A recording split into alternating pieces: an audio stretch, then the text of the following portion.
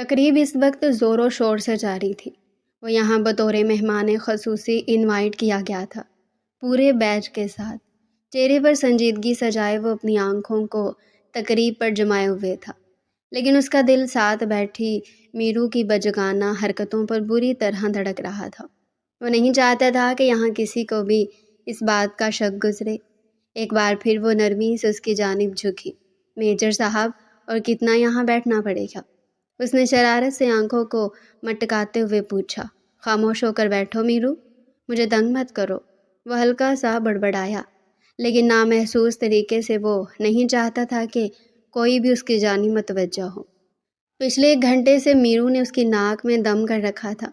کبھی اپنی مخروطی انگلیوں سے اس کے وجود میں چھیڑخانی کرنے لگتی۔ سب کو بتا کیوں نہیں دیتے میجر صاحب کہ یہاں آپ کی چھوٹی سی بیوی بھی موجود ہے؟ اس نے ایک بار پھر کہہ دیا تھا، اور وہ خاموشی سے بیٹھا رہا۔ اس وقت اسے معلوم ہو رہا تھا کہ صبح اس نے میرو کی التجاؤں پر غور نہیں کرنا تھا، بلکہ اسے فلیٹ میں ہی رہنے دیتا۔ صبح جو وہ نکلنے کا ارادہ کرنے لگا تو میرو نے وبال مچا دیا تھا۔ بار بار اس سے التجا کرتی، مجھے اپنے ساتھ لیتے جائیں، مجھے بھی دیکھنا ہے، مجھے اتنا شوق ہے فوجیوں کو دیکھنے کا۔ میں قسم سے وہاں کسی کو کچھ بھی نہیں بتاؤں گی، بس چپ چاپ بیٹھی رہوں گی، اور نہ چاہتے ہوئے بھی حمزہ کو رضامندی ظاہر کرنی پڑی۔ اور وہ اسے لے کر آ گیا، لیکن اب یہاں وہ اس کے لیے مستقل پریشانی بنی ہوئی تھی۔ اگر کوئی اور لمحہ ہوتا تو وہ پل بھر میں اس کی بولتی بند کروا دیتا، لیکن اب یہاں کیسے؟ وہ بار بار اسے خود سے دور کرتے ہوئے خاموش رہنے کی تاکید کر رہا تھا، لیکن وہ پھر اس کے ساتھ جڑ کر بیٹھ جاتی۔ میجر صاحب، 10,000 روپے ہیں تو میری پاکٹ میں ڈال دیں، اس نے ایک بار پھر کہا، اور میجر حمزہ نے آنکھیں گھما کر اسے دیکھا تھا۔ پاگل ہو گئی ہو تم؟ وہ سرگوشیانہ لہجے میں بولا۔ بالکل، ورنہ سب کو بتا دوں گی کہ آپ کی بیوی ہوں، حق رکھتی ہوں آپ پر۔ چلے جلدی سے میری پاکٹ بھر دیں۔ میرو تم؟ وہ دانت پیس کر اسے دیکھتا رہ گیا۔ کچھ بھی نہیں میجر صاحب، اگر ایک بات اور کریں گے تو 20,000 مانگ لوں گی۔ اس نے ہاتھوں کو جھاڑتے ہوئے اپنے چہرے کا رخ بالکل سیدھا رکھا تھا۔ کوئی بھی اندازہ نہیں لگا سکتا تھا کہ وہ اس وقت بڑبڑاتے ہوئے کون سی آفت ڈھا رہی ہے۔ اسے یہاں پر صرف اپنی عزت کی فکر تھی۔ اسے وہ ابھی یہاں پر اپنی بیوی کے طور پر انٹروڈیوس نہیں کروا سکتا تھا، اور وہ اسی بات کا فائدہ اٹھا رہی تھی۔ یہ بھی سوچ کر رکھنا کہ تم نے گھر بھی جانا ہے۔ وہ بھی دھمکی دینے سے باز نہیں آیا۔ بعد کی بات میں دیکھی جائے گی۔ میرو، بالکل خاموش ہو جاؤ، یہ کوئی عام جگہ نہیں ہے، اور نہ ہی تم ملازمین کے درمیان بیٹھی ہو کہ کچھ بھی کہہ دو گی۔ پچھلے 1 گھنٹے سے تم نے مجھے جتنی ذلالت بخشنی ہے نا، آج تو میرے ہاتھوں سے بچ نہیں پاؤ گی۔ وہ سرخ چہرے سے اس کے چہرے کو گھورتا رہ گیا۔ تبھی سامنے اس کا نام پکارا گیا، اور وہ فوراً الرٹ ہوتے ہوئے اٹھ کھڑا ہوا۔ میرو شرارت سے لب دبا کر اس کی پشت کو دیکھتی رہ گئی۔ وہ شاندار سا باوردی میجر اس کی ملکیت تھا، اور آج ہی اسے موقع ملا تھا اپنے مغرور سے شوہر کو سبق سکھانے کا۔ پچھلے 1 ماہ سے ان دونوں کا نکاح ہو چکا تھا، اور 1 مہینے میں اس نے جتنی ملکیت اس پر ظاہر کی تھی، اب وہ ایک ایک کا بدلہ اتار رہی تھی۔ لیکن یہ نہیں جانتی تھی کہ اس نے میجر حمزہ کو جتنا ذلیل کیا ہے، اب ایک ایک منٹ کا حساب بھی اسے گھر جا کر چکانا پڑے گا۔ تقریب ختم ہوئی تو وہ اسے کونے میں کھڑا کرتے ہوئے چند جوانوں کے ساتھ کھڑا کسی بات پر بحث کر رہا تھا۔ اس نے کہہ دیا تھا کہ وہ یہاں سے نکل کر چپ چاپ جا کر گاڑی میں بیٹھ جائے، اسے خود آ کر مل لے گا، لیکن ابھی تک اسی کونے میں کھڑی تھی۔ وہ بار بار پیچھے پلٹ کر اسے دیکھتا، اور پھر نظروں ہی نظروں میں سے تنبیہ کرتا تو وہ اپنی انگلی اور ناخن کے اشارے سے اسے پیسوں کے بارے میں متوجہ کرتے۔ وہ سیکھ پا ہو کر رہ گیا، اور پھر ایک جونیئر کو اپنے قریب بلا کر اس نے اس کی مٹھی میں چند نوٹ دبا کر ہلکی سی سرگوشی کی تھی، اور وہ حیرت سے میجر حمزہ کے چہرے کو دیکھتا ہوا پلٹ گیا۔ میجر کی ہدایت کے مطابق اس نے وہ پیسے لے جا کر میرو کی نازک ہتھیلی پر سجا دیے تھے، اور وہ جھٹ پٹ آنکھوں کو مٹکاتی ہوئی وہاں سے غائب ہو گئی۔ میجر حمزہ، جو اس کی شرارتوں سے ہمیشہ محفوظ ہوتا تھا، آج اسے جی بھر کر تپ چڑھی ہوئی تھی۔ اس نے خود سے عہد کر لیا تھا وہ دوبارہ اسے کبھی بھی تقریب میں نہیں لے کر آئے گا۔ یہ بھی اس کی سب سے بڑی غلطی تھی، جو میرو پر اعتماد کرتے ہوئے وہ اسے یہاں لے آیا، اور یہاں اس کے بچپنے کا شکار ہوا۔ اگر یہاں کوئی دیکھ لیتا یا کسی کو اس بارے میں معلوم ہو جاتا، نہ جانے وہ کیسے سب کچھ مینیج کرتا۔ قریبی لوگ جانتے تھے کہ فلیٹ میں اس کی فیملی موجود ہے، لیکن اس نے کبھی ان سب کا تعارف میرو سے نہیں کروایا، اور اس کے پیچھے بھی ایک ایسا راز تھا جو وہ ابھی کسی کے سامنے کھولنا نہیں چاہتا تھا، اور میرو ہمیشہ اسے ضد پر قائم رہتی کہ وہ اسے لوگوں کے درمیان متعارف کروائے، اپنی بیوی کہہ کر، تاکہ سب لوگوں کے درمیان وہ گھل مل جائے، اور وہ ہمیشہ سے اسے وقت مقررہ کا انتظار کرنے کا کہہ دیتا۔ تقریباً آدھے گھنٹے کے بعد وہ گاڑی میں آ کر بیٹھا تو محترمہ سیٹ سے ٹیک لگائے گہری نیند سو چکی تھی۔ بکھرے ہوئے بالوں کے ساتھ سر پر کیپ پہنے وہ اتنی معصوم لگ رہی تھی کہ وہ اس کا چہرہ دیکھتا رہا، لیکن ابھی تک غصہ قائم تھا، اور وہ کبھی بھی اتنی آسانی سے اپنا غصہ بھولنے والا نہیں تھا۔ شام کے سائے پھیل رہے تھے، شاید سارا دن اس کے ساتھ بوریت کا شکار ہو کر وہ تھک گئی۔ اگر وہ اسے لوگوں کے درمیان لے جاتا، اپنی بیوی کے طور پر متعارف کرواتا، تو شاید وہ اس تقریب کو انجوائے کرتی، لیکن اس کے ساتھ یوں چھپ چھپ کر گھٹ گھٹ کر رہنا اس کے لیے بوریت کا سبب بن گیا، اور یہی وجہ تھی کہ وہ بار بار اسے اپنی جانب متوجہ کر رہی تھی۔ میجر حمزہ نے جھکتے ہوئے اسے سیٹ بیلٹ لگا دیا۔ اس کے وجود کی خوشبو حمزہ کے نتنوں سے ٹکرا گئی۔ 1 ماہ پہلے کن حالات میں ان کا نکاح ہوا تھا، اور پھر اسے میرو کو یہاں لانا پڑا، یہ بہت بعد کی کہانی تھی، لیکن اس دوران پھر بھی اس نے میرو کو ایک سپیس دے رکھا، اور اسے کہہ دیا کہ جب تک وہ اس کے ساتھ کمفرٹیبل نہیں ہو جاتی، وہ کسی بھی طرح کی ازدواجی زندگی کا آغاز نہیں کرے گا۔ اور شاید وہ یہ بھی چاہتا تھا کہ کسی بھی طرح کے آغاز سے پہلے حویلی کے لوگ اس کے فیصلے سے آگاہ ہو جائیں اور دل سے تسلیم کر لیں۔ اس کے معصوم سے نقوش پر ایک گہری نظر ڈالتے ہوئے اس نے رخ موڑ لیا۔ آنکھیں غصے کی وجہ سے سرخ تھی، اور ابھی وہ میرو سے محبت جتا کر اسے مزید سر نہیں چڑھا سکتا تھا۔ چہرے پر سنجیدہ تاثرات سجا کر اس نے گاڑی گھر کی جانب موڑ دی۔ وہ گھر جا کر ہی اسے احساس دلانا چاہتا تھا کہ وہ کس قدر غلط رویہ اختیار کیے ہوئے تھی۔ وہ ہمیشہ سے ہی باوقار، سنجیدہ اور پیشہ ورانہ سوچ کا مالک تھا، اور اب اس کی زندگی میں ایک شوخ چنچل سی لڑکی کی انٹری جو اسے اپنی چھوٹی چھوٹی بات پر تپائے رکھتی، اور آج تو لوگوں کے درمیان اسے یہ سب کچھ اتنی آسانی سے ہضم ہونے والا نہیں تھا۔ فلیٹ کے سامنے گاڑی روک کر اس نے دروازہ کھولا اور پھر اسے اپنے ہاتھوں میں اٹھا لیا۔ وہ دان پان سی لڑکی اس کے مضبوط بازوؤں میں چھپ کر رہ گئی۔ اس کا سر میجر حمزہ کے سینے پر ٹکا ہوا تھا، بال بکھرے ہوئے تھے، اور کیپ وہیں گاڑی میں ہی گر گئی۔ اسے فلیٹ میں لے کر آیا۔ یہ شاندار سا فلیٹ بھی اسے گورنمنٹ کی جانب سے دیا گیا تھا، اور وہ اس وقت میرو کو لے کر یہیں رہائش پذیر تھا۔ گھر میں داخل ہونے اور دروازہ کھولنے کی آواز سے میرو کی آنکھ کھلی تو ہڑبڑاتے ہوئے اس کا چہرہ دیکھنے لگی۔ اس کے اتنا قریب، دل کے پاس خود کو دیکھ کر اس نے نیچے اترنے کے لیے مچلنا شروع کیا، لیکن میجر حمزہ کی سخت گرفت میں صرف پھڑپھڑا کر رہ گئی۔ خاموش ہو جاؤ، مجھے پہلے تم پر بہت غصہ ہے، اس نے سنجیدگی سے کہا تھا، تو وہ سہمی ہوئی نظروں سے اسے دیکھنے لگی، اور پھر چپ چاپ اس کے سینے سے سر ٹکا لیا۔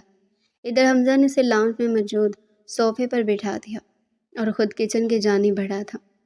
فریج سے پانی نکال کر اس نے پانی کا گلاس چڑھایا۔ یہ تو صد شکر کہ انہوں نے کھانا وہیں کھا لیا تھا، ورنہ با کر کھانا بنانے کی زحمت بھی اٹھانی پڑتی۔ کچن سے نکل کر وہ دوبارہ لاؤنج میں آیا، لیکن وہ محترمہ یہاں سے غائب تھی۔ شاید اس کا غصہ دیکھتے ہوئے تو اپنے کمرے میں چلی گئی تھی تاکہ کمرے میں خود کو بند کر لے اور سو جائے۔ صبح تک اسے اندازہ تھا کہ میجر حمزہ کا غصہ اتر چکا ہوگا اور وہ پھر ایک بار اپنی حرکتوں پر واپس آ جائے گی، لیکن آج وہ اسے بخشنے کے موڈ میں نہیں تھا۔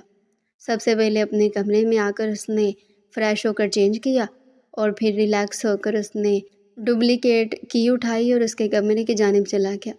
اسے اندازہ تھا کہ وہ دروازہ نہیں کھولے گی، اس لیے اس نے ڈپلیکیٹ چابی کا آپشن استعمال کیا۔ کلک کی آواز سے دروازہ کھلا اور وہ کمرے میں داخل ہوا۔ بیڈ پر ہی وہ اوندھے منہ گری ہوئی تھی۔ اسے 1 گھنٹے میں وہ دوبارہ سو بھی چکی تھی، لیکن اس بار چینج کر کے ڈھیلے ڈھالے شرٹ ٹراؤزر میں اس کا نازک سا سراپا بکھرا ہوا تھا۔ شرٹ اس کے پہلو سے تھوڑا سا اٹھی ہوئی تھی اور دور جیسی رنگت نمایاں تھی۔ بکھرے ہوئے بال اور چہرے کے قریب ہاتھوں کی مٹھی رکھے وہ اتنی دل فریب لگ رہی تھی کہ وہ پشت پر ہاتھ باندھے اسے دیکھتا رہا۔ غصہ تو کب کا اڑن چھو ہو چکا تھا، لیکن وہ بس اسے ہلکی پھلکی سزا دینے کا ارادہ رکھتا تھا تاکہ آج کے بعد وہ اسے ڈسٹرب کرنے کے بارے میں سوچے بھی مت۔ اس کے قریب آ کر اس نے اس کے بالوں کو سلجھایا۔ دل فریب سی خوشبو حمزہ کے وجود کو معطر کر گئی۔ اس کے بالوں کو سلجھاتے ہوئے وہ اس کی گردن کی شفاف رنگت کو دیکھنے لگا۔ اس کی بڑی بڑی بند آنکھیں، خوبصورت پنکھڑی جیسے لب جو اس وقت تھوڑے سے کھلے ہوئے تھے۔ تیز سانسیں اس نے جھکتے ہوئے اس کی سانسوں کو اپنے حلق میں اتار لیا۔ اس کی سانسوں کی خوشبو سے بہکا رہی تھی اور پہلی بار وہ اس کے اس قدر قریب آیا تھا۔ حالانکہ نکاح کے بعد اس نے ہمیشہ اسے سپیس دے کر رکھا۔ اس کی ساری شرارتوں کے باوجود وہ بس اس کا ہاتھ تھام لے تھا۔ اسے زیادہ قریب آنے کے بارے میں اس نے ابھی تک نہیں سوچا تھا۔ ابھی تک میرو کی عمر بہت کم تھی، شاید 18 سال، اس لیے وہ یہ چاہتا تھا کہ وہ جب تک اس رشتے کی نوعیت کو سمجھ نہ لے وہ خود کو اس پر حاوی نہ کرے، جبکہ وہ خود 28 سالہ بھرپور جوان مرد تھا۔ چاہے وہ خود پر لاکھ پہرے بٹھا لیتا، جذبات کے ہاتھوں ہر ایک مجبور ہوتا ہے، اور یہ مجبوری اس کی نس نس میں پھیلنے لگی۔ ایک بے بسی سے جذبات نے انگڑائی لی اور وہ سرخ چہرے کے ساتھ اس کے چہرے کو دیکھتا رہ گیا۔ اس کے نازک سے وجود کو اپنے قریب کرتے ہوئے اس کے لبوں پر جھکا اور اپنی شدتوں کو اس کے وجود میں انڈیلنے لگا، نرمی کے ساتھ، اور پھر نرمی سے سختی۔ اس کے لمس میں تھوڑی سختی ہوئی تو وہ کسمساتے ہوئے اپنا آپ اسے چھڑوانے لگی اور پھر پٹ سے آنکھیں کھول کر اسے دیکھنے لگی۔ اب اس کا ذہن بیدار ہوا تھا اور اسے اندازہ ہوا کہ اس وقت اس پر موجود بھاری وجود میجر حمزہ کا تھا، جو اس وقت اسے اپنی دسترس میں لے کر اپنی منمانی کر رہا تھا۔ اپنے نازکتوں سے وہ اس کے سینے پر پے در پہ مکے برسانے لگی۔ اپنی بڑی بڑی آنکھیں کھول کر اس نے حمزہ کو باز رکھنا چاہا تھا، لیکن حمزہ اپنے دل کی تسکین کے بعد ہی واپس ہٹا اور اس کا چہرہ دیکھنے لگا۔ وہاں تو بار بار مجھ سے یہ حق طلب کر رہی تھی کہ تمہیں بیوی کے طور پر ظاہر کروں، لوگوں کے سامنے تمہیں حق دوں، تو اب کیا مسئلہ ہے؟ اور نرمی سے کہہ گیا، اور وہ سرخ چہرے کے ساتھ اسے دیکھتی رہ گئی۔ ایک خوف نے اس کے چہرے کو اپنی لپیٹ میں لے لیا۔ سہمی ہوئی بڑی بڑی آنکھیں اسے اس وقت دل فریب بنا رہی تھی، جبکہ حمزہ کے چہرے پر مکمل سنجیدگی چھائی ہوئی تھی۔ آج بہتر ہے کہ میں تمہیں تمہارا حق دے کر تمہیں بیوی کے طور پر سب کے سامنے متعارف کروا ہی دوں، تاکہ تمہارے وجود میں تسکین پھیل جائے تو مجھے لوگوں کے سامنے ذلیل نہ کرتی پھرو۔ اس نے مصنوعی غصے سے اسے دیکھتے ہوئے کہا تو وہ مزید گڑبڑاتے ہوئے اس سے دور ہونے لگی۔ نہیں حمزہ، نہیں، میں تو بس… اس کی آنکھوں میں ہلکے ہلکے آنسو چمک رہے تھے۔ اب تمہیں کس بات کا رونا آ رہا ہے میرے سامنے؟ یہ معصومیت کے ناٹک تھوڑے کم ہی کیا کرو۔ تم جانتی ہو نا کہ دادوں نے مجھے تمہارے بارے میں کیا ہدایت کی تھی، اور اسی ہدایت پر عمل کرتے ہوئے میں اب تک تم سے دور تھا۔ وہ اب اسے اپنے سامنے بٹھائے اس کے قریب آ کر سخت سرگوشیاں کر رہا تھا، اور اس کے وجود کی قربت پر وہ بری طرح پگھلتی جا رہی تھی۔ حمزہ نے ہاتھ بڑھا کر اپنی شرٹ کو بٹن کی تنگ قید سے آزاد کر دیا۔ اس کے کسرتی وجود پر نظر ڈالتے ہوئے میرو کی روح فنا ہو گئی تھی۔ تو کیا آپ دادو کی بات نہیں مانیں گے؟ میں تو بچی ہوں، لیکن آپ تو بڑے ہیں نا، اس نے ایک بار پھر معصومانہ لہجے میں کہا، اور مقابل نے بامشکل اپنی مسکراہٹ کو ضبط کیا تھا۔ بچی نہیں ہو تم، اب بڑی ہو گئی ہو، بیوی ہو میری، اور میاں بیوی ایک دوسرے کے ساتھ کیسے رہتے ہیں اس بات کا بھی تمہیں اندازہ ہوگا۔ آخر کالج میں ایک عرصہ تم نے ہاسٹل میں گزارا ہے، تو پھر تمہیں کیسے معلوم نہیں ہوگا؟ اسی لیے تو بار بار لوگوں کے سامنے مجھ سے حق مانگتی تھی۔ یہی حق اور آواز سخت تھی، وہ کامتے ہوئے سے دور ہوگی۔ نہیں، اور اگر آپ نے میرے ساتھ کچھ ایسا کیا تو… اس سے پہلے کہ وہ دھمکی دیتی، مقابل نے اس کی بولتی ایک بار پھر بند کرواتے ہوئے اسے دیوار کے ساتھ لگا دیا۔ وہ اس کے جذبات کے آگے ٹوٹ کر بکھر چکی تھی، اور وہ ہلکی گستاخیاں کرنے سے باز نہیں آ رہا تھا۔ کبھی اس کے لبوں پر اپنا نقش چھوڑ دیتا تو کبھی اپنے لمس سے اسے آشنا کرواتے ہوئے اس کا دل دھڑکا دیتا، اور اس کے چہرے کی زرد رنگت بتا رہی تھی کہ اس کے وجود پر کون سی قیامت گزر رہی ہے۔ وہ حمزہ پر اعتماد کرتی تھی، وہ اس کا شوہر تھا، لیکن اس کا یوں قریب آنا اس کے دل کو دھڑکا رہا تھا۔ وہ بھی حمزہ کے ساتھ کوئی ایسا تعلق نہیں چاہتی تھی، بلکہ دوستانہ ماحول میں رہتے ہوئے ابھی اس کی کمپنی کو انجوائے کر رہی تھی۔ پہلے پہل تو وہ حمزہ سے بات چیت بھی کم کرتی، لیکن اب آہستہ آہستہ اس نے کھلنا شروع کیا تھا، اور آج تو اس کی چھوٹی سی غلطی کی اتنی بڑی سزا اسے ملنے جا رہی تھی۔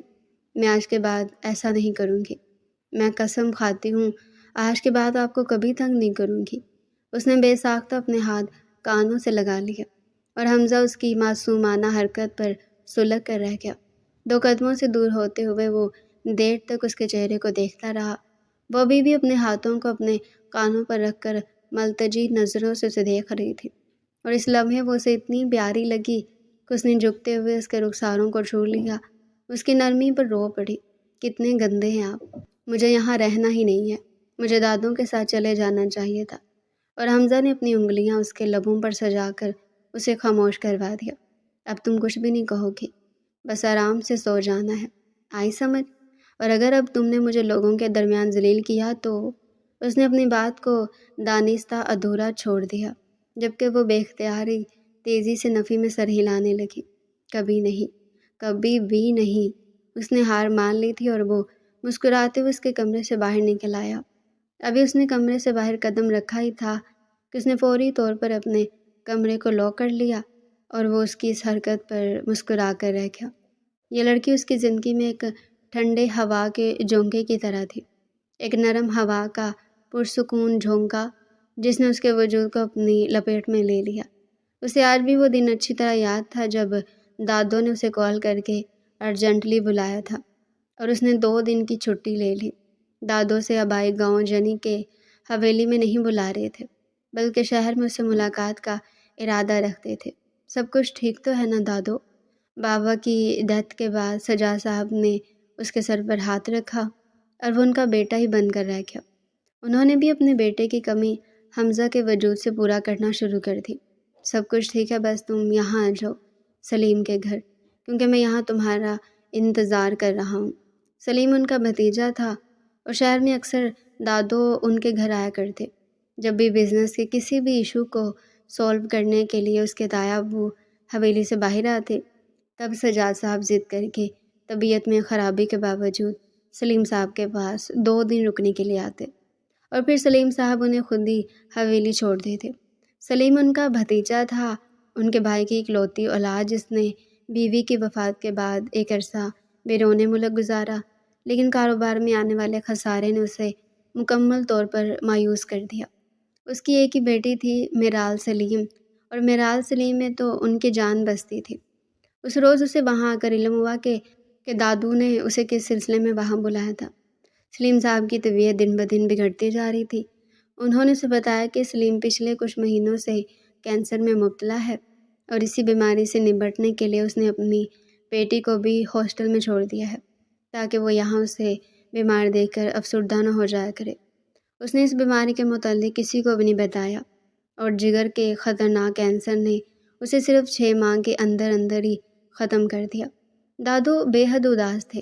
سلیم ان کے لیے ان کے بیٹوں جیسا تھا۔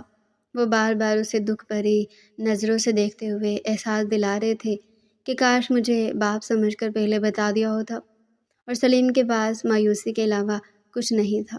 جوان بیوی کی موت اور کاروبار میں ہونے والے خسارے نے اسے اندر سے توڑ کر رکھ دیا تھا، اور اب جیسے جینے کی امنگ ہی ختم ہو گئی۔ اس نے اپنی بیٹی کو سجاد صاحب کے حوالے کر دیا، اور سجاد صاحب کے پاس اور کوئی راستہ نہیں تھا۔ انہیں معلوم تھا کہ اگر وہ اس حویلی لے کر جائیں گے تو حویلی میں اسے کوئی بھی تسلیم نہیں کرے گا، اور وجہ یہ تھی کہ سجاد صاحب کی بیٹی لیلا بیگم نے ایک عرصہ سلیم صاحب کی محبت میں گزار دیا تھا، تب جب ان کی جوانی جوبن پر تھی۔ انہیں سلیم سے محبت ہوئی، اور محبت ایسی ساری زندگی اپنے باپ کی دہلیز پر گزار دی، صرف سلیم کے انتظار میں۔ لیکن سلیم نے شگفتہ بیگم کا انتخاب کیا۔ حالانکہ لیلا بیگم میں کوئی کمی نہیں تھی، لیکن پھر بھی محبت کے اس تجربے نے انہیں تلخ بنا دیا۔ اور انہیں خاص طور پر سلیم اور سلیم سے منسلک ہر رشتے سے نفرت تھی، جس کی محبت میں انہوں نے اپنی زندگی برباد کی۔ سجاد صاحب نے کتنا چاہا تھا کہ وہ اپنا گھر بسا لیں، چھوڑ دیں یہ ضد، لیکن وہ اپنی ضد پر قائم رہی۔ انہیں سلیم چاہیے تھا اور سلیم کے علاوہ کوئی نہیں، سو یہ کہانی ہمیشہ کے لیے ادھوری رہ گئی۔ اور اس روز انہوں نے حمزہ کے سامنے یہ شرط رکھ دی کہ وہ میرال سے نکاح کر لے۔ میرال راضی تھی یا نہیں، لیکن ان دنوں وہ اپنے باپ کی بیماری کو لے کر اتنی ڈپریشن کا شکار تھی کہ اسے کسی بھی بات کا کوئی علم نہیں تھا۔ اس کے باپ نے اسے سینے سے لگاتے ہوئے بس یہ کہہ دیا کہ تو جیتے جی اسے سجاد صاحب کے ہاتھوں میں سونپنا چاہتے ہیں، اور وہ یہی سمجھی کہ وہ اس کے دادا میاں ہیں اور اس کا خیال ایسے ہی رکھیں گے جیسے کہ سجاد صاحب۔ وہ اپنے باپ کے سینے سے لگ کر رو رہی تھی۔ ابھی وہ صرف 18 سال کی تھی اور اس کے بابا اسے چھوڑ کر جا رہے تھے، ہمیشہ کے لیے۔ اس نے باپ کے بعد کوئی رشتہ نہیں دیکھا تھا۔ سجاد صاحب نے اس کے سر پر ہاتھ رکھا اور اسی شام ان کی خواہش پری حمزہ نے اس سے نکاح کر لیا اور پھر واپس چلا آیا۔ یہ راز صرف سجاد صاحب اور حمزہ کے درمیان تھا۔ نکاح کے ٹھیک 15 دنوں کے بعد سلیم اس دنیا کو الوداع کہتے ہوئے ہمیشہ کے لیے اسے چھوڑ کر چلے گئے اور باپ کی موت پر وہ ٹوٹ کر بکھر گئی۔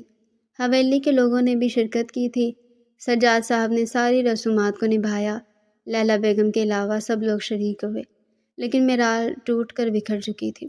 اس کے پاس صرف سجاد صاحب کا سہارا تھا۔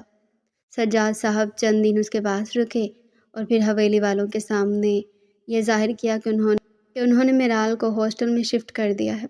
وہ ایک مضبوط لڑکی اور اپنے باپ کے بغیر بھی رہ لے گی، لیکن حقیقت یہ تھی کہ انہوں نے حمزہ پر دباؤ ڈالا کہ وہ میرال کو اپنے ساتھ لے کر جائے، اور یوں میرال اس کے ساتھ آ گئی۔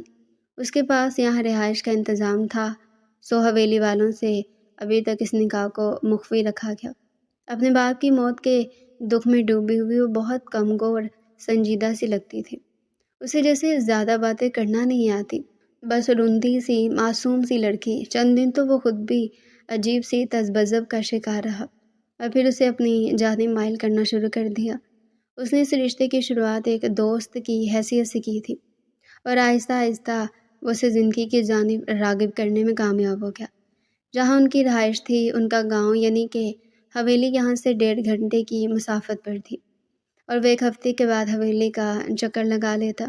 حویلی میں اس کی ماں نیتا بیگم اور بہن حوریہ کے علاوہ اس کے تایا کی فیملی تھی۔ اس کے تایا مجتبیٰ صاحب، ان کی بیوی روبینہ بیگم اور ان کی 2 بیٹیاں رمشا اور ستارہ۔ حویلی کا سارا نظام دادا جی کے بعد اب مجتبیٰ صاحب کے ہاتھوں میں تھا۔ وہ اس حویلی کا اکلوتا شہزادہ تھا جس نے اپنی مرضی سے ملٹری کو جوائن کیا۔ اگلے دن وہ جان بوجھ کر ہی دیر سے اٹھی کیونکہ وہ حمزہ کی بیمار نظروں کا سامنا نہیں کرنا چاہتی تھی۔ وہ جس وقت اٹھی جمشید چچا اس وقت کچن کا پھیلاوا سمیٹ رہے تھے۔ اس نے جانگ کر انہیں دیکھا۔ کیا میجر صاحب چلے گئے؟ انہوں نے پلٹ کر اسبات میں سر ہلا دیا تھا۔ جی چلے گئے۔ ناشتہ بناؤں آپ کے لیے؟ جی بنا دے۔ سکون کی سانس خارج کرتے ہوئے وہ صوفے پر پھیل کر بیٹھ گئی۔ جمشید چچا عمر میں تقریباً 55 سال کے قریب تھے۔ اس فلیٹ کا سارا ہلکا پھلکا سا کام وہی کرتے۔ بہت نرم مزاج اور شفیق انسان تھے، اور یہاں ان کے ساتھ وہ ہلکی پھلکی بات چیت کر کے وقت گزار لیتی، ورنہ میجر صاحب کو تو فرصت ہی نہیں ہوتی اپنے کاموں سے۔ لنچ میں وہ اسے جوائن کرتے تھے اور پھر تقریباً 5 بجے کے قریب ہی گھر واپس آتے، اور تب تک وہ اپنی کتابوں میں سر دیے پڑھتی یا پھر بے مقصد ہی گھومتی رہتی۔ پہلے تو وہ حمزہ کے ساتھ بات چیت کر لیا کرتی تھی، لیکن اب رات کے واقعے کے بعد تو حمزہ کے لیے بھی عجیب تاثرات اس کے دل میں پھیل رہے تھے۔ جب بھی وہ اس کی بے باکی کے بارے میں سوچتی تو چہرہ خفت زدہ ہو جاتا اور وہ سرخ چہرے کے ساتھ سر جھٹک دیتی۔ کتنے بے شرم ہے میجر صاحب، اب بھلا اپنی بیگم کے ساتھ ایسا کوئی کرتا ہوگا؟ وہ ڈنر میں اس کے سامنے آئی۔ کیا بات ہے مسز، سارا دن غائب رہی؟ اسے دیکھتے ہوئے بے باکی سے کہہ دیا۔ اس نے پلٹتے ہوئے جمشید چچا کو دیکھا تھا۔ میں آپ سے بات نہیں کرنے والی۔ وہ منہ بسور کر کھاتی رہی۔ بات کے علاوہ کچھ اور؟ اس نے بے باکی سے اس کے چہرے کو دیکھا اور اسے آنکھیں دکھا کر خاموش ہو گئی۔ میں یہاں سے چلی جاؤں گی۔ آپ میجر ہیں تو اپنے گھر ہیں، مجھ پر کوئی اثر نہیں۔ اور وہ کہکا لگا کر اسے دیکھتا رہ گیا۔ یعنی آج اس کی مسز سچ میں ناراض تھی اس سے، اور حق بھی بنتا تھا۔ اور شام وہ خصوصی وقت نکال کر اسے گھمانے کے لیے لے گیا تھا۔ لائٹ پنک کلر کے خوبصورت سے لباس میں وہ دلکش لگ رہی تھی۔ بالوں کو چوٹیوں کی صورت میں اس نے کندھے پر ڈال رکھا تھا۔ دوپٹہ خوبصورتی سے سر پر سجائے وہ دیر تک اس کے ساتھ چلتی رہی۔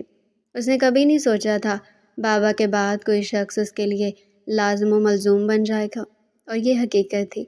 کبھی کبھی اسے اندیشے گھیر لیتے کہ نہ جانے حویلی کے لوگ اسے تسلیم کریں گے یا نہیں، اور یہ اندیشہ تو حمزہ کو بھی تھا۔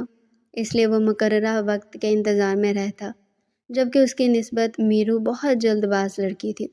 ہر کام میں جلدی کرنا، اور اسے جلدی کی وجہ سے وہ کتنے ہی معاملات بگاڑ کر رکھتے تھی۔ ابھی بھی وہ مسلسل اسی بات پر فکر مند تھی کہ اسے حویلی لے جائے اور حویلی والوں کے سامنے اس کا تعارف کروایا۔ نہ جانے کیوں اس کا دل دھڑک اٹھتا تھا کہ وہ شخص اگر کسی اور کا ہو گیا تو وہ کہاں جائے گی۔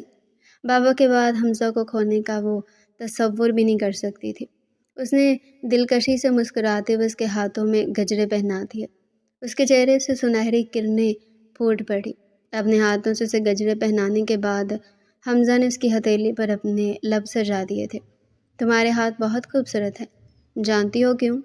اس نے بڑی بڑی آنکھوں کو کھول کر اشارہ کیا، یعنی کہ پوچھنا چاہ رہی تھی کیوں، اور میجر حمزہ دلکشی سے مسکرایا، کیونکہ ان کی لکیروں میں میرا نام شامل ہے۔ وہ آنکھیں سکیڑ کر سر جھٹک گئی۔ ذرا بھی نہیں، میجر صاحب خود کو اتنی توپ چیز نہ سمجھا کرے، میں خود بھی میجر نہیں ہوں۔ اس نے بازو سینے پر لپیٹتے ہوئے دیکھا تھا۔ اچھا وہ کیا ہوتا ہے؟ حمزہ مسکرا دیا۔ میجر کی بیوی۔ اس کی باتوں پر حمزہ ایسے ہی زندگی سے بھرپور کہہ کے لگایا کرتا تھا۔ اس کی ہنسی کی چلترنگ پورے سما میں بکھرتی چلی گئی، اور وہ بس اس کی خوبصورت شخص کو ہنستا ہوا دیکھتی رہی۔ زیر لب ماشاء اللہ کہہ کر اس نے سر جھکا لیا تھا۔ اسے حمزہ کے ساتھ ہر ایک پل ایسے ہی جینا تھا۔ وہ اس کا تھا، اور اس چیز میں وہ کبھی بھی شیئرنگ برداشت نہیں کر سکتی تھی۔ اگلی صبح ناشتے کے بعد ہی حمزہ حویلی کے لیے نکل گیا۔ اسے خاص تاکید کر کے گیا تھا کہ وہ یہیں رکے، کسی بھی چیز کی ضرورت ہو تو اسے انفارم کر دے، وہ یہاں بالکل سیف ہے۔ پہلے بھی وہ جب کبھی حویلی جایا کرتے تھے تو وہ اکیلی ہی رک جاتی، اور اس روز بھی ایسے ہی ہوا تھا۔ حمزہ حویلی پہنچ گیا اور وہ بے تابی سے ٹہلتی رہی۔ حمزہ کے جانے کے بعد مزید بوریت نے اسے گھیر لیا تھا، اور حمزہ تو وہاں جا کر جانے کتنوں دنوں کے بعد ماں سے ملا تھا۔ باقی گھر والے، دادو، سب لوگوں کے بغیر وہ ایک دن نہیں رہ پاتا تھا، اور اب کہاں زندگی نے اسے اتنا مصروف کر دیا تھا کہ وہ ہفتے میں صرف ایک بار ہی ان سے ملنے کے لیے آتا، اور کبھی کبھار تو 2 ہفتے بیت جایا کرتے تھے۔ نیتا بیگم اسے دیکھ کر رو ہی پڑتی تھی۔ جس وقت سے وہ حویلی آیا تھا اس کا رابطہ اپنی مسز سے نہیں ہوا، حالانکہ اگر وہ ڈیوٹی پر بھی ہوتا تو وہ ٹائم نکال کر اسے ضرور کال کرتا تھا یا پھر میسیجز، لیکن حویلی آنے کے بعد وہ خاصا اجتناب کرتا۔ پھر رمشا نے خود اپنے ہاتھوں سے اس کی پسند کا سارا ڈنر بنوایا تھا۔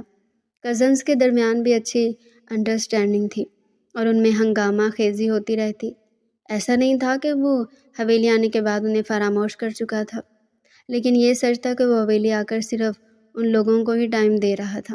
9 بجے تک وہ اس کا مسلسل انتظار کرتی رہی، اور جب اسے رہا نہیں گیا تو خود ہی اسے کال کر لی۔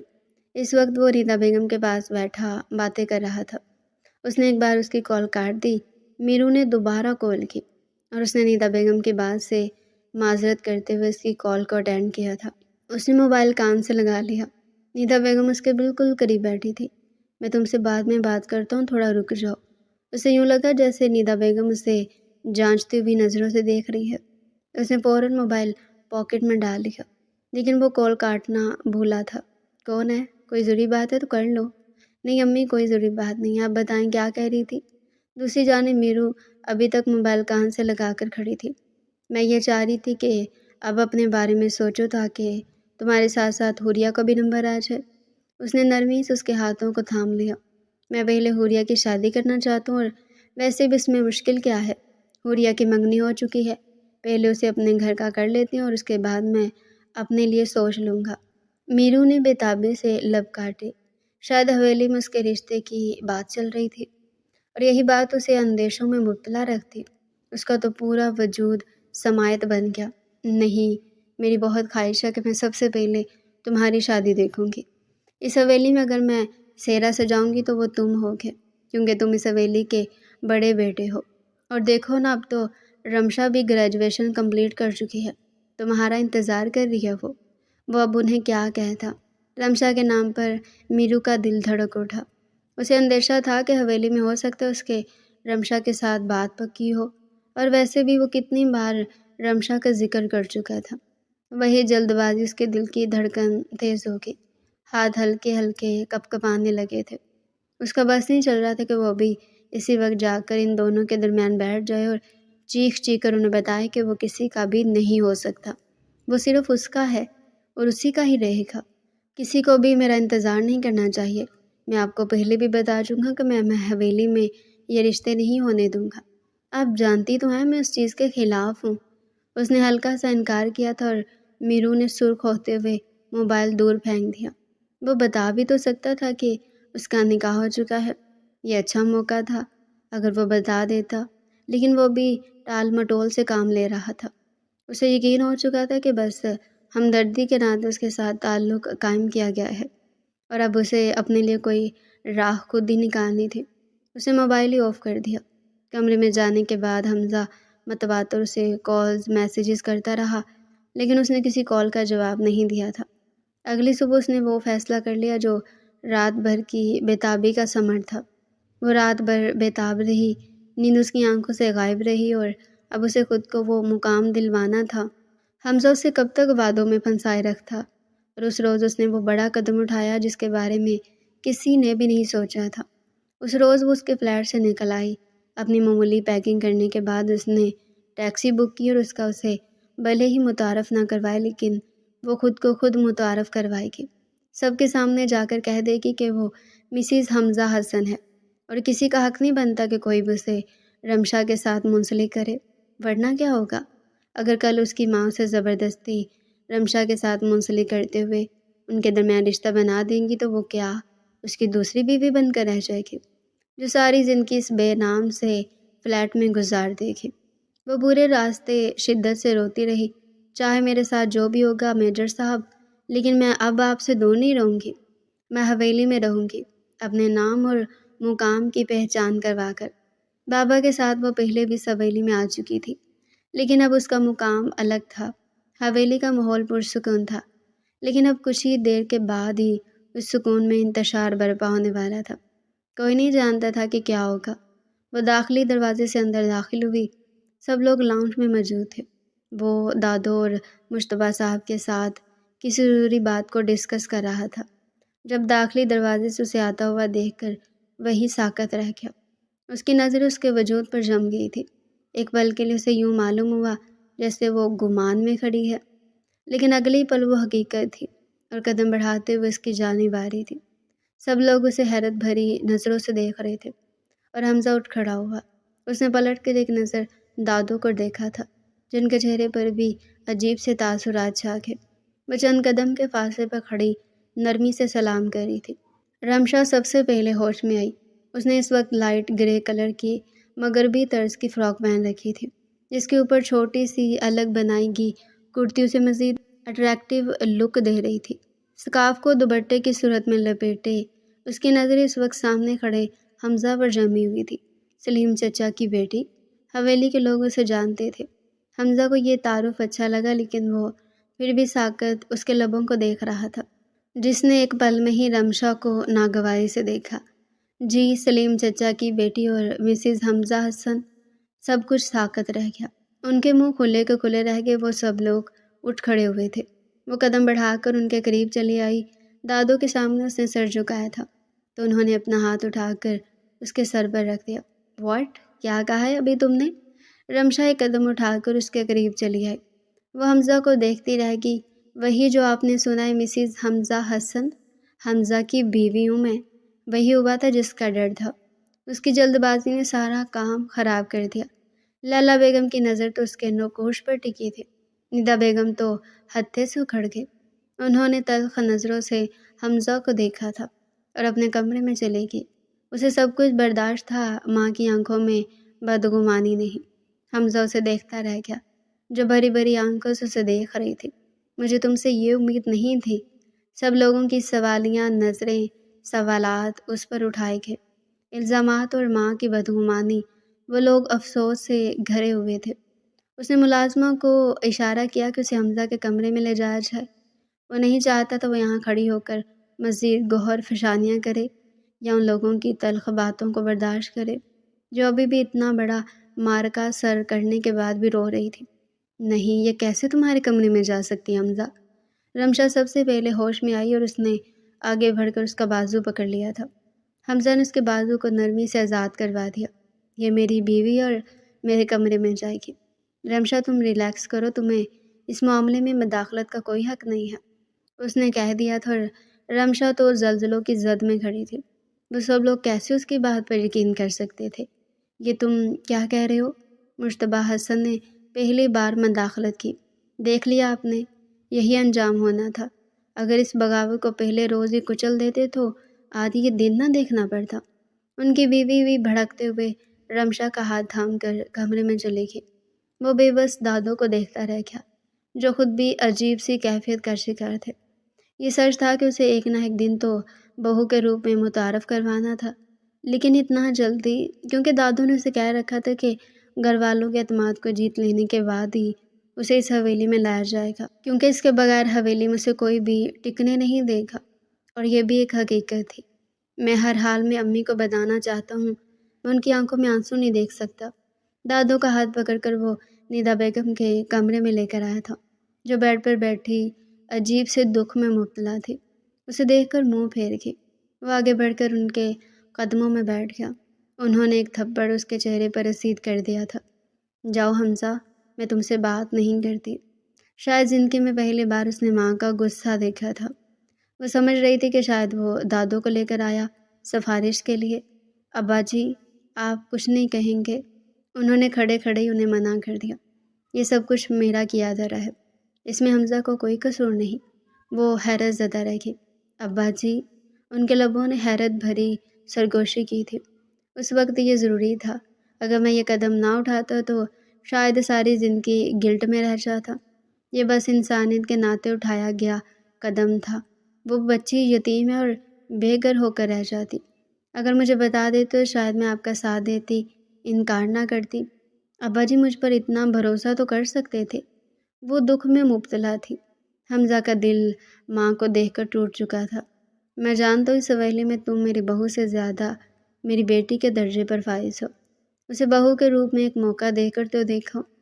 انہوں نے نرمی سے ندا بیگم کے سر پر ہاتھ رکھ دیا اور وہ کچھ بھی نہیں کہہ پائی۔ حمزہ جس وقت سب سے نبرد آزما ہو کر کمرے میں گیا تھا، وہ بالکنی میں کھڑی ٹھنڈی ہوا کے جھونکوں کو اپنے جسم سے ٹکرانے دے رہی تھی۔ وہ سیدھا اس کے پاس گیا، اسے بازو سے پکڑ کر جھنجھوڑتے ہوئے کمرے میں لے کر آیا تھا۔ تم نے قسم کھا رکھی ہے کہ تم مجھے ہر جگہ ذلیل کرواؤ گی۔ آخر چاہتے کیا ہو تم؟ اس روز وہ پہلی بار بھڑکتے ہوئے اس خود ساختہ فیصلے کی سرزنش کر رہا تھا۔ میں آپ کی بیوی ہوں، آپ کو کسی کے ساتھ نہیں بانٹ سکتی۔ روندی ہوئی آواز میں بامشکل کہہ کر وہ رو پڑی تھی اور حمزہ نے اس کا منہ دبوچ لیا۔ تمہیں بیوی بنا کر ساتھ رکھا ہوا تھا، عزت، محبت، اعتماد کیا، کچھ نہیں دیا تمہیں، اور کیا چاہیے تھا تمہیں؟ اور اس نے سرخ چہرے کے ساتھ حمزہ کو خود سے دور دھکیل دیا تھا۔ کچھ بھی نہیں دیا آپ نے مجھے، کچھ دے ہی نہیں سکتے آپ۔ میں جانتی ہوں صرف ہمدردی کے ناطے رشتہ قائم کر لیا اور یہاں آ کر کسی اور کے ساتھ رشتے میں باندھے جانے کے سپنے دیکھ رہے ہیں۔ اگر آپ کو احساس ہو تو میں آپ کی بیوی ہوں تو آپ مجھے بیوی کے درجے پر فائز کر چکے ہوتے۔ اس نے جلد بازی میں کہہ دیا تھا اور پھر جلدی سے اپنی زبان کو دانتوں میں دبا لیا اور حمزہ حیرت زدہ رہ گیا۔ یہی غلطی تھی میری، غالباً یہی غلطی تھی کہ تم پر ترس کھایا، اب نہیں کھاؤں گا۔ اس نے آگے بڑھ کر اس کے وجود کو دوپٹے سے آزاد کروا دیا تھا۔ اس کے سامنے اپنی بھرپور خد و خال کے ساتھ کھڑی تھی۔ حمزہ میرا وہ مطلب نہیں تھا، وہ کہتی رہ گئی، لیکن حمزہ نے اسے کھینچتے ہوئے اپنے قریب کر لیا تھا۔ آج میری شدتوں سے نہیں بچ پاؤ گے، تاکہ تمہیں اندازہ ہو کہ یہ رشتہ کسی بھی ہمدردی کی صورت میں نہیں بنایا گیا۔ اس کی سانسوں کی مہک کو اپنے وجود میں اتارتے ہوئے حمزہ اسے بے بس کر رہا تھا۔ آج اسے اس لڑکی پر غصہ بھی تھا، اپنی شرافت کا ناجائز فائدہ اٹھانے کا دکھ بھی تھا۔ وہ کیسے اسے یہ کہہ گئی کہ اسے بیوی کے درجے پر فائز نہ کرتے ہوئے وہ اس کے ساتھ حق تلفی کر چکا ہے، اور حق تلفی تو اس نے کی تھی، اور اس رات اسے بے بس کرتے ہوئے اس پر حاوی ہوتا چلا گیا۔ نہ جانے کتنی بار اسے سسکتے ہوئے اس نے پناہ مانگی تھی۔ اس نے ملتجی لہجے میں معذرت کر لی، لیکن اب حمزہ پر کچھ بھی اثر نہیں کر رہا تھا۔ اس روز وہ اپنی مرضی سے حویلی میں آئی تھی، اس کی بیوی کے درجے پر۔ اس رات اس نے اسے اچھی طرح باور کروا دیا تھا کہ حمزہ حسن کے خلاف جانے کی سزا کیا ہوتی ہے، اس کی شرافت کو ناجائز استعمال کرنے کے بدلے میں کیا ملتا ہے، اور اب وہ مطمئن تھا۔ ندا بیگم نے خاموشی اختیار کر لی تھی، یعنی وہ اس رشتے پر نہ صرف دادو کی وجہ سے راضی ہو گئی تھی، اور اس کے لیے کافی تھا۔ اس نے صاف لفظوں میں کہہ دیا تھا کہ اگر وہ یہاں رہے گی تو اپنی محبت سے، اپنی نرمی سے اس کی ماں کا دل جیتے گی، اور اس کی ماں جتنی پرخلوص تھی، اسے یقین تھا کہ وہ کبھی بھی اس کے ساتھ ناانصافی نہیں کریں گے۔ اس روز اسے حویلی میں چھوڑ کر وہ واپس پلٹ گیا۔ وہ اپنی مرضی سے حویلی میں آئی تھی، تب اس کا حق بنتا تھا کہ وہ یہیں حویلی میں رہے۔ وہ واپس ڈیوٹی پر چلا گیا، اور اب حویلی کی اکلوتی اور اچھی بہو کی ساری ذمہ داریاں اس کے سر پر آن گریں۔ ندا بیگم کا رویہ نارمل سا تھا، اگر وہ اس کے ساتھ زیادہ نرم رویہ نہیں رکھتی تھی تو سخت بھی نہیں۔ شاید ابھی وہ کشمکش کا شکار تھی، اسے لگتا تھا کہ حمزہ ابھی بھی اس کے ساتھ ناراض ہے۔ دادو نے بھی اس فیصلے کے لیے اس کی مزاحمت کی تھی، اور اب اس کے اندر گلٹ پھیل رہا تھا۔ شاید اس نے اپنی جلد بازی میں حمزہ کے لیے آزمائشیں کھڑی کر دی۔ اس روز وہ کچن میں چائے بنا رہی تھی جب رمشا کے ساتھ اس کی ایک جاندار جھڑپ ہوئی۔ رمشا نے اسے بازو سے جھنجھوڑتے ہوئے کہہ دیا تھا کہ تم خود کو حمزہ کے قابل سمجھتی ہو تو ہرگز اس کے قابل نہیں ہو۔ اس نے ہمدردی میں تم سے رشتہ قائم کر لیا کیونکہ دادو کی ضد تھی، اور تم اس کے سر چڑھ کر بولنے لگی۔ اگر اسے تمہارا اتنا ہی خیال ہوتا تو خود تمہیں متعارف کرواتا۔ اب ہڈی اگر اس کے گلے میں آ کر پھنسی ہے تو کسی صورت جان بچانے کے لیے سے نگلنا تو تھا ہی۔ آپ اپنی حد میں رہا کریں۔ وہ بس اتنا ہی کہہ پائی، اور یہ سچ تھا کہ رمشا میں اسے سب کے سامنے اچھی خاصی اوقات یاد دلاتی تھی۔ وہاں حمزہ کے ساتھ وہ اکیلی فلیٹ میں رہتی تھی تو پرسکون تھی، بوریت کا شکار ہوتی لیکن سکون تھا۔ یہاں سب کے دل جیتتے جیتتے اسے حقیقت میں اندازہ ہوا تھا کہ یہاں تو اسے کوئی بھی پسند نہیں کرتا۔ آئے دن وہ دل برداشتہ ہوتی جا رہی تھی، کبھی ستارہ اسے کھری کھری سنا دیتی، کبھی اس کے لاکھ کوششوں کے باوجود ندا بیگم منہ موڑ لیتی۔ اس روز وہ چائے دینے کے لیے گئی تو دادو نے نرمی سے اسے اپنے پاس بٹھا لیا۔ کوئی بھی فیصلہ جلد بازی میں نہیں ہوتا۔ حمزہ نے تمہیں تسلیم کر لیا تھا تو ضروری نہیں کہ گھر کے سب افراد تمہیں تسلیم کریں۔ تحمل سے کام لو بچے۔ وہ رو پڑی تھی۔ مجھ سے صبر نہیں ہو رہا، مجھے لگتا ہے میں سارے رشتوں کے درمیان آ گئی ہوں۔ نہیں میرے بچے، یہ تمہاری خود ساختہ سوچ ہے، ایسا کچھ نہیں ہے۔ رشتوں کو بنانے کے لیے قربانیاں دینی پڑتی ہیں، ہر شے قربانی مانگتا ہے۔ تم نے بہت جلدی ہار مان لی، اور یہ ایک مقام ایسا تھا جہاں اسے آ کر بابا سے مل جانے کی خوشی مل جاتی۔ اسے یوں لگتا تھا جیسے اس نے دادو سے ملاقات کی ہو تو گویا بابا اسے مل گئے ہوں۔ سب سے بڑا خطرہ تو لیلا بیگم کی جانب سے تھا، لیکن حیرت انگیز بات یہ تھی کہ انہوں نے بالکل ہی خاموشی اختیار کر دی۔ وہ پھر سے تحمل مزاجی سے اگلے دن کا آغاز کر لیتی، لیکن یہاں بہت مسئلے تھے۔ اسے اب آہستہ آہستہ احساس ہو رہا تھا کہ حمزہ اتنی جلد بازی کے حق میں کیوں نہیں تھا، اور پھر ایک وجہ یہ بھی تھی کہ حمزہ بھی اس کے اس فیصلے کے بعد نامحسوس طریقے سے اس کے فیصلوں سے نکلتا چلا گیا۔ بعض دفعہ خود غرضی کا مظاہرہ کر کے اپنے لیے مشکلات کھڑی کرتی ہے۔ اس کی معصومانہ اور بچگانہ سوچ سے اسے آزادی دلانا چاہتا تھا۔ اس شام وہ اداس بیٹھی تھی۔ حمزہ کی کال آئی تو اس نے بے مقصد ہی پوچھ لیا کہ کب تک آئیں گے آپ؟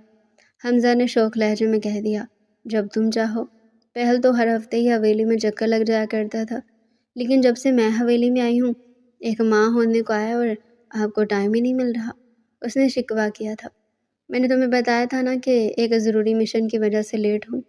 اب تو تم اکیلی بھی نہیں ہو، اب تو تمہارے پاس گھر کے سبھی افراد موجود ہیں۔ اس نے نم آنکھوں سے خدا حافظ کہہ کر کال کاٹ دی۔ اس وقت لان میں اکیلی بیٹھی وہ چاند کو دیکھ رہی تھی۔ اس سے شدت سے حمزہ کو یاد ستا رہی تھی، نہ جانے کیوں دل میں وسوسے سر اٹھا رہے تھے کہ حمزہ اس کی وجہ سے حویلی نہیں آ رہا۔ کافی دیر وہ وہیں بیٹھی سر گرائے روتی رہی، اور پھر اٹھ کر کمرے میں جانے لگی جب ایک بار پھر رمشا سے اس کا تصادم ہوا تھا۔ وہ اس کی روئی ہوئی آنکھوں کو دیکھتی رہی۔ کیا ہوا؟ اتنی جلدی ہار مان لی تم نے؟ تمہاری روئی ہوئی آنکھیں تو کوئی اور ہی کہانی سناتی ہیں۔ وہ چپ چاپ گزرنے لگی تھی جب رمشا نے اس کا ہاتھ تھام لیا۔ کسی کی سیر میں اپنی خوشیوں کا آغاز کرنے والوں کے مقدر میں کچھ بھی نہیں ہوتا سوائے بدنامی کے، اور یاد رکھنا تم نے حمزہ کو پا لیا لیکن صرف اس کے نام کو۔ مجھ سے کیا چاہتی ہیں آپ؟ اس روز وہ بھڑک اٹھی تھی۔ بس چپ چاپ حمزہ کی زندگی سے نکل جاؤ، اتنا ہی گھر میں سکون آ جائے گا۔ کیا تمہیں نہیں لگتا کہ تم نے ایک ماں کی بڑی خواہش کو چھین لیا؟ کیا مطلب؟ اس نے حیرت سے دیکھا تھا۔ حمزہ چچی جان کا اکلوتا بیٹا ہے۔ ایک عرصہ انہوں نے سپنے سجا کر رکھے تھے اپنے بیٹے کی من پسند بیوی لانے کے، اس کا صحرا سجانے کے، اور تم نے سب کچھ بگاڑ دیا۔ کاش تم ہماری زندگیوں میں نہ آئی ہوتی۔ وہ دکھ سے رمشا کے چہرے کو دیکھتے ہوئے پلٹ کر کمرے میں جانے لگی۔ سیڑھیوں کے قریب کھڑی نیدا بیگم کو دیکھا تھا۔ اس کے اندر وہ احساس مزید بڑھنے لگا۔ وہ رات اس نے مزید بے قراری میں گزاری تھی۔ اسے اندازہ نہیں تھا اس رات وہ شدت سے روئی، اور پھر اس نے وہ فیصلہ کر لیا جو وہ نہیں کرنا چاہتی تھی۔ اس نے سوچ لیا تھا وہ اس فیصلے کو سدھارے گی۔ اگلے دن دادو کے نام نوٹ لکھ کر وہ اپنا سب کچھ سمیٹتے ہوئے فجر کے بعد ہی حویلی سے چلی گئی تھی۔ اس نے ڈرائیور سے کہہ دیا تھا کہ اس علاقے سے باہر تک چھوڑ دیں گے، آگے وہ خود ہی چلی جائے گی۔ کوئی نہیں جانتا تھا وہ کہاں گئی، بس جس خاموشی سے آئی تھی چپ تو اب اس کی زندگی سے جانے کا فیصلہ کر لیا۔ یہ سب کچھ آسان نہیں تھا۔ ایک بار پھر وہ سلیم صاحب کے دروازے پر کھڑی تھی، اور اس بار وہ اس کے منتظر نہیں تھے۔ چپ چاپ اس نے اندر قدم رکھ دیا۔ اس نے سوچ لیا تھا کسی کی زندگی میں زبردستی مسلط ہونے سے بہتر ہے کہ چپ چاپ کنارہ کر لیا جائے۔ ہجرت بہتر تھی، چاہے دل جتنے خسارے میں چلا جاتا۔ اسے جب اس واقعے کا علم ہوا تو وہ گھر چھوڑ کر چلی گئی ہے تو وہ ایک بار پھر سیخ پا ہو گیا تھا۔ اسے نہ جانے اسے کتنی بار کالز کی، میسیجز کیے، لیکن وہ اپنا نمبر بھی آف کر چکی تھی۔ وہ نہیں جانتا تھا کہ وہ خود ساختہ فیصلوں سے کب باز آئے گی، لیکن شاید اب ان دونوں کے لیے صفیہ سے ضروری تھی، اور اس نے ایسا ہی کیا۔ تقریباً ایک ہفتے کے بعد وہ حویلی لوٹا۔ حویلی گہرے سناٹے میں ڈوبی ہوئی تھی۔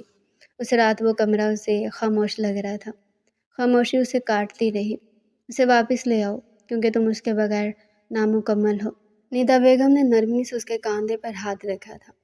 اسے اس بار میں واپس نہیں لے آؤں گا، بلکہ اسے اس بار آپ لے آئیں گے۔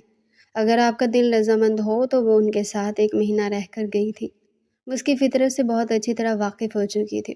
وہ جیسی معصوم نظر آتی تھی ویسی ہی معصوم تھی، اور سب سے بڑی بات یہ تھی کہ اس کے بغیر ان کا بیٹا نامکمل تھا۔ نیدا بیگم اگلے دن سلیم صاحب کے گھر پر موجود تھی جہاں وہ رہائش پذیر تھی۔ حمزہ ان کا دروازے پر ہی اتار کر چلا گیا۔ اس روز وہ اکیلی نہیں آئی تھی، مجتبیٰ صاحب ان کی مسز اور دادو کو ساتھ لے کر آئی تھی۔ سب کو دیکھ کر وہ حیرت زدہ رہ گئی۔ وہ تو اب اطمینان سے جینے لگی تھی، یہ سوچ کر کے کہ اس کی جانب سے آزادی حاصل کر کے حمزہ اپنی زندگی کی شروعات کر چکا ہوگا۔ نیدا بیگم نے اسے نرمی سے گلے سے لگا لیا۔ بیٹیاں گھر چھوڑ کر نہیں آتی۔ میں واپس نہیں آنا چاہتی آنٹی، میرے خیال میں میرا نکل جانا ہی بہتر ہے۔ میں چاہتی ہوں کہ آپ کے سارے خواب پورے ہوں، اور انہوں نے نرمی سے اس کے ماتھے کو لبوں سے چھوا تھا۔ اس بار میں تمہیں ایسے نہیں لے کر جاؤں گی، بلکہ رخصت کروا کر لے کر جاؤں گی۔